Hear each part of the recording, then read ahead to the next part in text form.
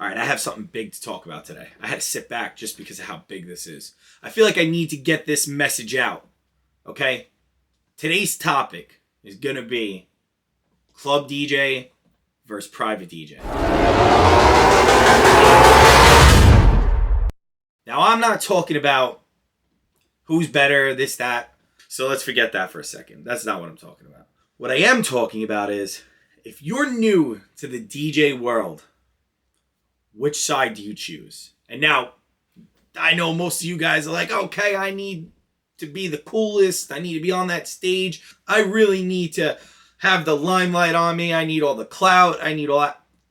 Wrong. Because that's all you're going to get if you even get that far. The biggest problem is that I would say about 25% of people that pick up a DJ controller get that little bit of life. And, you know, I was on both sides. I did the club industry. I did the private, and I still do the private.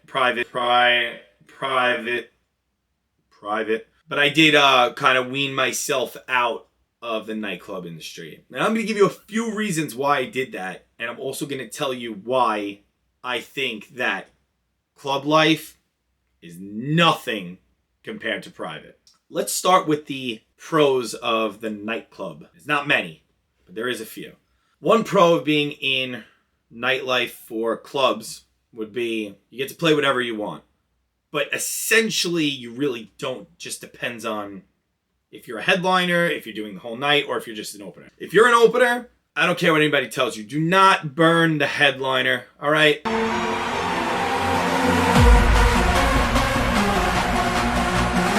I'm sick of this. I mean, I'm only 28 years old. From when I started, we were only allowed to play certain songs, and that's how it should stay, but I've been out, and it just seems like nobody cares anymore about DJ etiquette. Number two is, yeah, you get to drink. You don't have to have the professionalism. You don't have to set up, essentially, depending on what bar, but most of the times you don't have to set up because that bar will have the board for you and a house system, whatever, sure. And I guess thirdly, if you're single, or you got a lot of friends that are going out, you want to meet different people, you want to meet different girls or guys or whatever you're into, sure.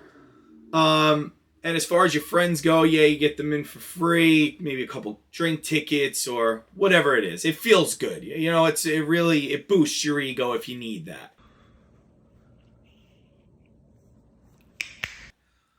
But that's just about it. I mean, there's so many cons that come with this, and that's why I'm going to get into that right now.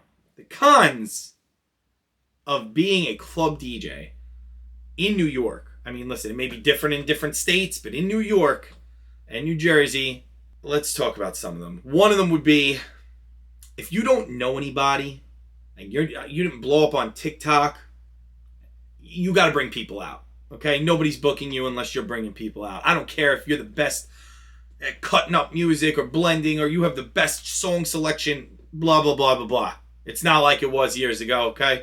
You need to know somebody, because it just seems like nobody wants to go out unless there's a big person bringing out those, friends and this and that. So you're not getting booked unless you really essentially bring people out. Yeah, maybe you'll get that first shot, but after that, you didn't bring, you brought 4 people out, goodbye. You are the weakest link, goodbye. You're not getting that phone call again. The other thing is the money. And that is just ridiculous, okay? Some bars, yes, I've gotten paid more than other bars. Every bar varies. Ironically, the bar where you play the less time, you actually get paid more. But when you play a whole night, you're looking at like $250, $300, depending on the deal you make with that bar owner. But odds are, if you're new, you ain't making a good deal with the bar owner anyway. So that's like the average, like $350, which I think is absolutely ridiculous. You're essentially doing more work in a bar than you are at a 4-hour event. 4-hour event, and let's call it on the low side, because now, I mean, listen, this is still cheap, but a $500 DJ private, you make it $500 and you're out of there in 4 hours. You work at a nightclub, you start at 10 o'clock, you're not getting out until 4, and you're only making $350. $300. It's a little wild in my head. But again, everybody has their own preferences. Okay? The other thing is, a lot of people in this industry, I mean, if you're competing and you're in this industry with the nightlife, like the club aspect of this, you are dealing with a lot of haters. Forget about haters as in the public who's listening to you, okay? I'm talking about your fellow DJs. I mean, it is such a cutthroat industry. I mean, private is cutthroat as well, but the nightlife, club scene, it is wild. I mean, I've had friends that stab me in the back throughout the time.